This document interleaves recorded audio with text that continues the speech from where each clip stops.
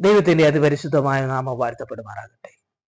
അല്പനേരത്തെ നമ്മളുടെ ചിന്തയ്ക്കായി 2 കൊരിന്ത്യർ 5-ാം അധ്യായം 1-ാം വാക്യം. കൂടാരമായ ഞങ്ങളുടെ ഭൗമഭവനം അഴിഞ്ഞുപോയാൽ കൈപ്പണിയല്ലാത്ത നിത്യഭവനമായി ദൈവത്തിന്റെ ദാനമായൊരു കെട്ടിടം ഞങ്ങൾക്ക് സ്വർഗത്തിൽ ഉണ്ടെന്ന് അറിയുന്നു. അപ്പോസ്തലനായ പൗലോസ് കൊരിന്ത്യർക്ക് എഴുതിയ ലേഖനത്തിൽ നമുക്ക് മനസ്സിലാക്കുവാൻ സാധിക്കുന്നു. മനുഷ്യന്റെ ജീവിതം എന്ന് പറയുന്നത് കൂടാരമായ ഒരു ഭൗമഭവനത്തിന് തുല്യമാണ്. എന്നാൽ ഈ ഭൗമഭവനം വിട്ട് ഒരിക്കൽ നിത്യ കെട്ടിടമായ സ്വർഗത്തിൽ നമ്മൾ എത്തിച്ചേരണം. ആ സ്വർഗത്തിലെ നിത്യമായ കെട്ടിടം എന്ന് പറയുന്നത് അത് കൈപ്പണിയല്ല, മനുഷ്യന്റെ കരങ്ങൾ കൊണ്ടുണ്ടാക്കുന്നതല്ല, അത് ദൈവത്തിന്റെ നിർമ്മിതിയാണ്. അതിൻ്റെ അകത്ത് ഒരു നാശവുമില്ല, അത് നിത്യമായ ജീവിതത്തിലേക്കുള്ളതാണ്. അപ്പോൾ ഈ കൂടാരമാവുന്ന ഭൗമഭവനം ഒരു മനുഷ്യൻ ഒരിക്കൽ വിട്ടുപോകേണ്ടതായിട്ടുണ്ട്. ഇത് അല്പകാലത്തേക്കേ ഉള്ളൂ. വചനം പറയുന്ന ഏത് മനുഷ്യനും ഉറച്ചു നിന്നാലും ഒരു ശ്വാസം അത്രേ. അപ്പോൾ ആര് എത്ര കാലം ഉറച്ചു നിന്നാലും ഒരിക്കൽ ഈ ഭൂമിയിൽ നിന്ന് മാറ്റപ്പെട്ടേ മതിയാകത്തുള്ളൂ. യേശു പറഞ്ഞു, ഒരുവൻ സർവ്വലോകവും നേടിയാലും തന്റെ ആത്മാവിനെ നഷ്ടപ്പെടുത്തിയാൽ അവന് എന്തു പ്രയോജനം?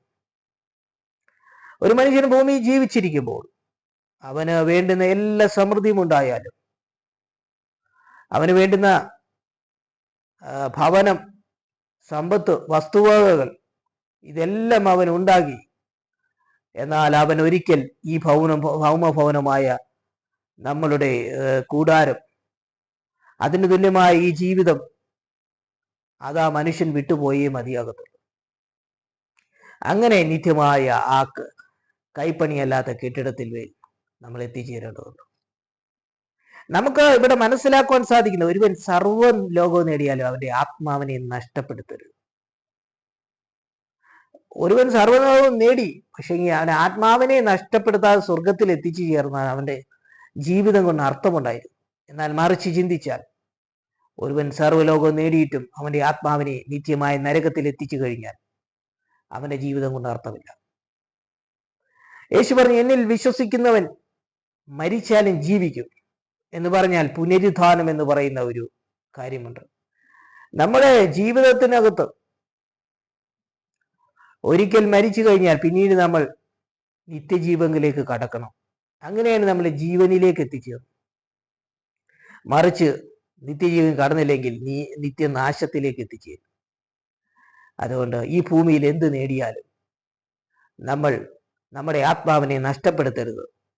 ഈ ഭൗമഭവനമായ ഈ നമ്മുടെ കൂടാരമായ ഭൗമിക ശരീരം വിട്ടുപോയേ മതിയാകത്തുള്ളൂ.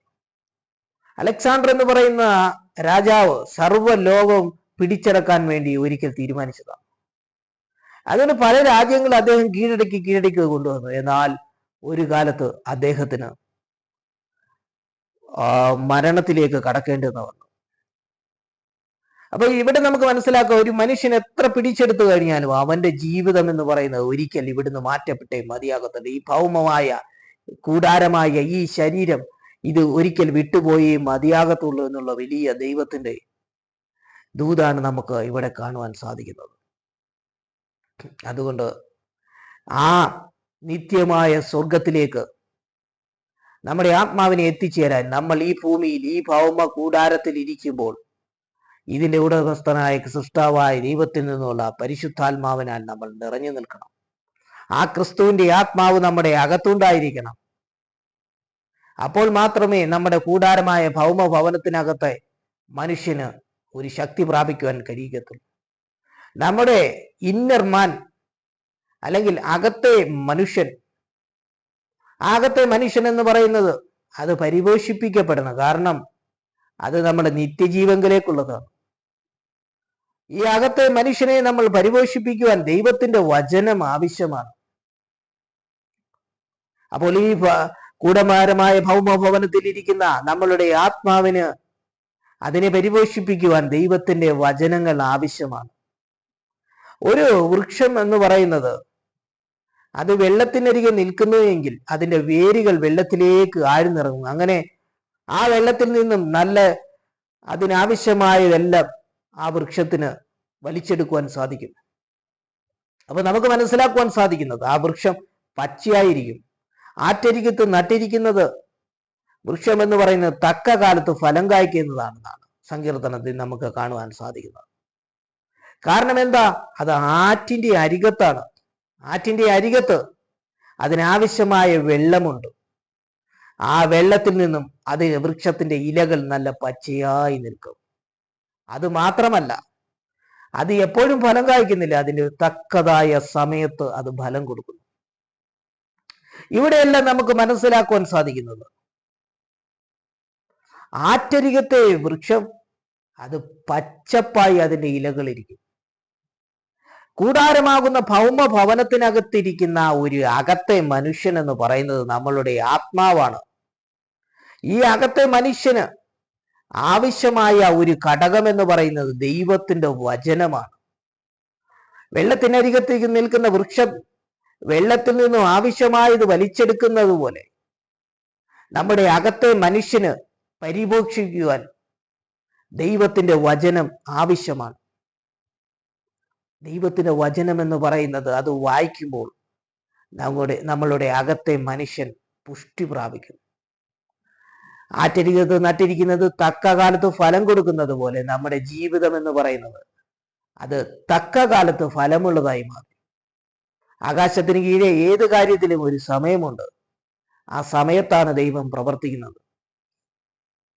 തക്ക കാലത്താണ് ഫലം കായ്ക്കുന്നത്. അപ്പോൾ സൂര്യൻ ഉദിക്കുവാൻ ഒരു കാലം, ഒരു സമയം, സൂര്യൻ അസ്തമിക്കുവാൻ ഒരു സമയം, അല്ലെങ്കിൽ അതിനും ഒരു കാലം. അപ്പം രാവിലത്തെ കാലമല്ല വൈകിട്ടത്തെ കാലം, ഇത് രണ്ടും രണ്ട് കാലമാണ്. നടുവാൻ ഒരു കാലമുണ്ടെങ്കിൽ അതിന്, അല്ലെ വിതയ്ക്കുവാൻ ഒരു കാലമുണ്ടെങ്കിൽ അതിന് കൊയ്യുവാൻ ഒരു കാലമുണ്ട്. എല്ലാത്തിനും ഒരു സമയമുണ്ട്. അപ്പോൾ തക്ക കാലത്ത് ഫലം കായ്ക്കുന്നതാണ് ആറ്റരികത്തെ വൃക്ഷം എന്ന് പറയുന്നത് പോലെ ദൈവത്തിന്റെ വചനം നമ്മുടെ അകത്ത് അതിന്റെ വിത്തുകൾ പാകിക്കഴിഞ്ഞാൽ നമുക്ക് ദൈവത്തിന്റെ ഇതായിട്ടുള്ള ആ അനുഗ്രഹം നമ്മുടെ ആത്മീക മനുഷ്യനുണ്ടാകും. നമ്മുടെ ആത്മീക മനുഷ്യൻ ഫലമുള്ളതായി മാറും. അതുകൊണ്ട് നമുക്ക് മനസ്സിലാക്കുവാൻ സാധിക്കുന്നത് ഈ കൂടാരമായ ഭൗമഭവനത്തിനകത്തെ മനുഷ്യന് അത് പുഷ്ടി പ്രാപിക്കുവാൻ ദൈവത്തിന്റെ വചനം അത്യന്താപേക്ഷികമായ ഘടകമാണ്. വചനം എന്ന് പറയുന്നത് നിന്റെ കാലിന് ദീപവും പാതയ്ക്ക് പ്രകാശവുമായിരിക്കണം. അങ്ങനെയാണെങ്കിൽ ഈ വചനം നമുക്ക് ആവശ്യമായത് തന്ന് നമ്മളെ കൃത്യസമയത്ത് ഫലമുള്ള ആത്മീക ജീവിതമുള്ളതാക്കി മാറ്റും. അപ്പോൾ അകത്തെ മനുഷ്യൻ പുഷ്ടിപ്പെടുവാൻ ദൈവത്തിന്റെ വചനം ആവശ്യമാണ്. ആറ്റരികത്തിലെ വൃക്ഷം ആറ്റരികത്ത് നിൽക്കുമ്പോൾ അതിനാവശ്യമായ ആവശ്യത്തിലധികവുമായ വെള്ളം അതിൻ്റെ അരികിൽ തന്നെയുണ്ട്. അതുകൊണ്ട് അത് ആ വൃക്ഷത്തെ പോഷിപ്പിച്ചുകൊണ്ടിരിക്കുമെന്ന് പറയുന്നത് പോലെ നമ്മളുടെ കൂടാരമായ ഭവനത്തിനകത്തിരിക്കുന്നു അകത്തെ മനുഷ്യനെ ദൈവത്തിന്റെ വചനം താൻ പോഷിപ്പിച്ചു കഴിയുമ്പോൾ ആ ആറ്റരികത്തെ വൃക്ഷത്തിന്റെ ഇലകൾ പച്ചയായിരിക്കുന്നത് പോലെ നമ്മുടെ ജീവിതത്തിന്റെ അവസ്ഥകൾ പച്ചപ്പിന്റെ അവസ്ഥയിലേക്ക് വരും. അതുകൊണ്ട് ദൈവത്തിന്റെ വചനം എന്ന് പറയുന്നത് ജീവനും ആത്മാവുമാകുന്നു. അത് സന്ധിമജ്ജകളെ തുളച്ചു കയറുന്നതാകുന്നു. ഈ വചനങ്ങൾ നമ്മൾ ധ്യാനിക്കുമ്പോൾ ദൈവത്തിന്റെ ആത്മാവ് നമ്മളിൽ ഉടലെടുക്കും. വചനം പറയുന്നു ദൈവം ആത്മാവാകുന്നു. ആത്മാവായ ദൈവം നമ്മളിലേക്ക് വ്യാപരിക്കും ഈ ദൈവത്തിന്റെ വചനത്തിൽ ധ്യാനിക്കുമ്പോൾ. അങ്ങനെ നമ്മുടെ കൂടാരമായ ഭൗമഭവനത്തിനകത്തെ ആത്മാവിന് അതിനൊരു പുഷ്ടിപ്പുണ്ടാകും. അങ്ങനെ ഈ വചനത്തിൽ നിറഞ്ഞ് നമ്മുടെ ജീവനെ ആ നിത്യതയിലേക്ക് എത്തിച്ചേരും. എന്നാൽ മറിച്ച് ചിന്തിച്ചു കഴിഞ്ഞാൽ ഒരുവൻ സർവ്വലോകവും നേടിയാലും അവന്റെ ആത്മാവിനെ നഷ്ടപ്പെടുത്തിയാൽ അവന് എന്തു പ്രയോജനം? അപ്പൊ എല്ലാം നേടി, എന്നാൽ നമ്മുടെ അകത്തെ മനുഷ്യനെ നമ്മൾ സ്വർഗരാജ്യത്തിൽ എത്തിച്ചേരുന്നില്ല എങ്കിൽ നമ്മുടെ ജീവിതം കൊണ്ട് അർത്ഥമില്ല.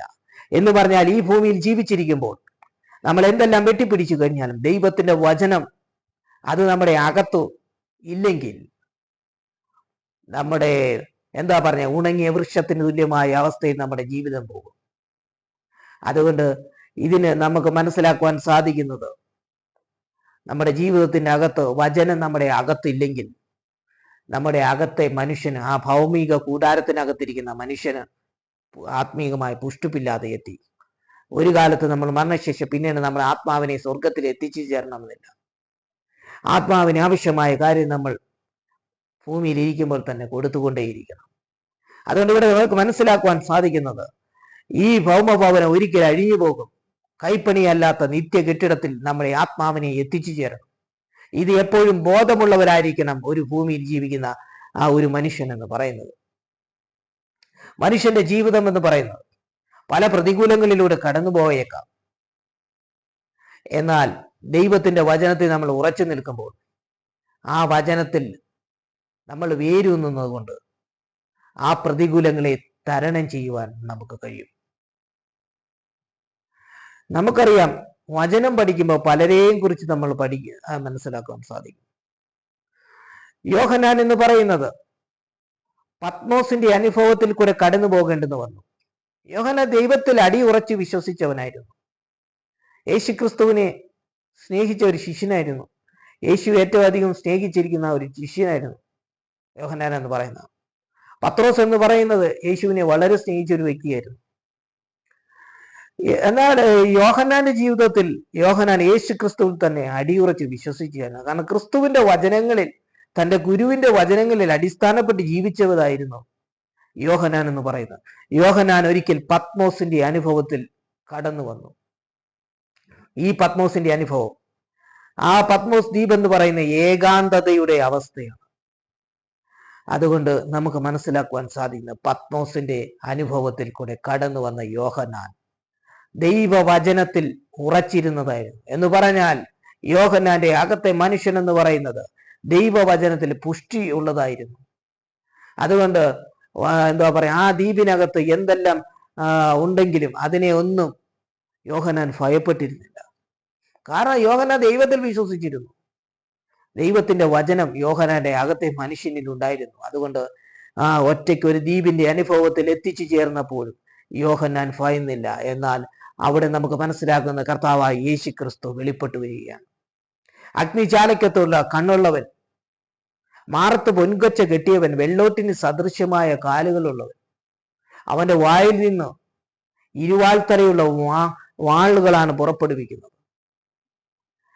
ഹിമം പോലെ വെളുത്ത മുടിയുള്ളവൻ, രാജമുടിയുള്ളവൻ, കർത്താവായ യേശു ക്രിസ്തു ആ പ്രതികൂലത്തിന്റെ അനുഭവത്തിനകത്ത് യോഹന്നാനു വേണ്ടി ഇറങ്ങി വന്നു.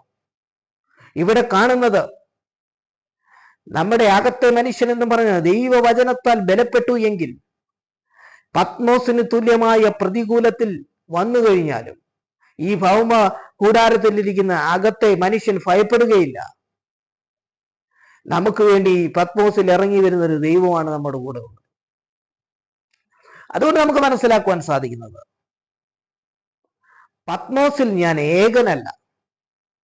ഞാൻ ഏകനായി പത്മോസിൽ കിടന്നാലും എൻ്റെ അകത്തെ വചനത്താൽ ഞാൻ ബലമുള്ളതായിരിക്കുന്നത് അടിയുറച്ച വിശ്വാസത്താൽ പ്രാർത്ഥിച്ചപ്പോൾ ദൈവം അവിടെ ഇറങ്ങി വന്നു. ദൈവത്തിന്റെ തേജസ് അവിടെ ഇറങ്ങി വന്നു. ദൈവത്തിന്റെ പുത്രനായ ക്രിസ്തു അവിടെ ഇറങ്ങി വന്നു. അതുകൊണ്ട് ഇവിടെ മനസ്സിലാക്കുവാൻ സാധിക്കുന്നത്, യോഹന്നാൻ എന്ന് പറയുന്നത്, യോഹന്നാന്റെ അകത്തെ മനുഷ്യൻ എന്ന് പറയുന്നത്, ആ ഭൗമ കൂടാരത്തിലിരിക്കുന്ന അകത്തെ മനുഷ്യൻ ശക്തനായിരുന്നു. കാരണം വചനത്തിൽ അടിയുറച്ചു നിന്നതായിരുന്നു. അതുകൊണ്ട് യോഹന്നാൻ പത്മോസിന്റെ അനുഭവത്തിനും ഭയപ്പെട്ടില്ല. ആ ഏകാന്തതയിൽ യോഹന്നാന്റെ ദൈവം ഇറങ്ങി വന്നു. ഇവിടെ നമുക്ക് മനസ്സിലാക്കുവാൻ സാധിക്കുന്നത്, കർത്താവായ യേശു ക്രിസ്തു പറയുന്നത്, ഞാൻ പിതാവിലും പിതാവ് എന്നിലെന്നും നീ അറിയുന്നില്ലയോ ഫിലിപ്പോസേ എന്നാണ് പറയുന്നത്. അതുകൊണ്ട് എന്നെ കണ്ടവൻ പിതാവിനെ കണ്ടിരിക്കുന്നു. അപ്പൊ പിതാവായ ദൈവം ക്രിസ്തുവിൽ തന്നെയാണ് വസിക്കുന്നത്. ആ ക്രിസ്തുവാണ് പത്മോസിന്റെ അനുഭവത്തിൽ ഇറങ്ങി വന്നത്. ഇവിടെ കാണുന്നത് കൂടാരമാകുന്ന ഭൗമഭവനം എന്ന് പറയുന്നത്, അതിൻ്റെ അകത്തിരിക്കുന്ന അകത്തെ മനുഷ്യന് ദൈവവചനത്താൽ ശക്തിപ്പെടുത്തുന്നു എങ്കിൽ ഏത് പത്മോസിന്റെ പ്രതികൂലമായ അനുഭവത്തിലും ദൈവം നമുക്ക് വേണ്ടി വെളിപ്പെട്ടു വരുമെന്നുള്ള വലിയ സന്ദേശമാണ് നമുക്കിവിടെ കാണുവാൻ സാധിക്കുന്നത്. നമുക്ക് മനസ്സിലാക്കുവാൻ സാധിക്കുന്നത്, കൂടാരമായ ഈ ഭൗമഭവനം ഒരിക്കലും അഴിഞ്ഞു പോകും. അതുകൊണ്ട് നിത്യമായ കൈപ്പണിയല്ലാത്ത ആ കെട്ടിടമായ ആ സ്വർഗ വീട്ടിൽ നമുക്ക് എത്തിച്ചേരേണ്ടതുണ്ട്. അതുകൊണ്ട് ദൈവത്തിന്റെ വചനം നമ്മുടെ അകത്ത് ഇരിക്കുമ്പോൾ നമ്മുടെ അകത്തെ മനുഷ്യൻ പുഷ്ടിപ്പെടും. അങ്ങനെ ഈ കൂടാരമാവുന്ന ഭൗമഭവനത്തിനകത്തെ മനുഷ്യൻ ബലപ്പെടുമ്പോൾ നമ്മളുടെ മരണശേഷം നമ്മൾ എത്തിച്ചേരേണ്ട ആ നിത്യമായ സ്വർഗത്തിലേക്ക് എത്തിച്ചേരും. ഒരുവൻ സർവ്വലോകവും നേടിയാലും തന്റെ ആത്മാവിനെ നഷ്ടപ്പെടുത്തിയാൽ എന്തു പ്രയോജനം? അതുകൊണ്ട് ഭൂമിയിൽ എന്തു നേടിയാലും ആത്മാവിനെ നഷ്ടപ്പെടുത്തിയിട്ട് പ്രയോജനമില്ല. നമുക്ക് നമ്മുടെ അകത്തെ മനുഷ്യനെ നമ്മുടെ വചനത്തിൽ അടിയുറച്ച് വിശ്വസിച്ച് മുന്നോട്ട് പോകുമ്പോൾ പത്മോസിന്റെ അനുഭവത്തിൽ നിന്ന് ദൈവം ഇറങ്ങി വന്ന് നമ്മളെ വിടുവിച്ച് നമ്മളെ സ്വർഗത്തിൽ എത്തിച്ചു ചേരും എന്നുള്ളൊരു വലിയ സന്ദേശമാണ് ഇവിടെ ദൈവത്തിന് നമുക്ക് ലഭിക്കുന്നത്. അതുകൊണ്ട് ഈ വചനത്താൽ ദൈവം നമ്മളെ അനുഗ്രഹിക്കട്ടെ.